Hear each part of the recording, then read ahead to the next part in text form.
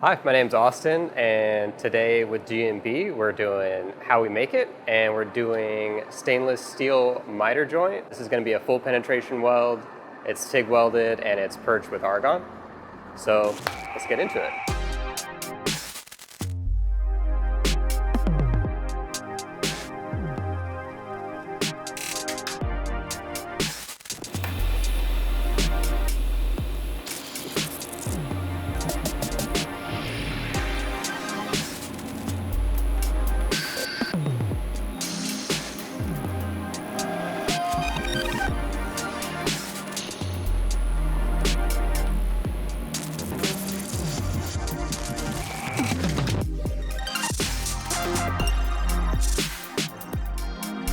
So here at G&B we make vacuum components, and we use a variety of elbows to make different shapes and route pipes, in this case, to wherever they might need to be. This particular section of pipe is welded on a welding fixture that's specially designed for the welding lathe that we have. This is a pulse weld, and it's going to be full penetration when it's all done. Thanks for joining us for another episode of How We Make It. For all of your vacuum hardware needs, make sure to give us a call here at G&B.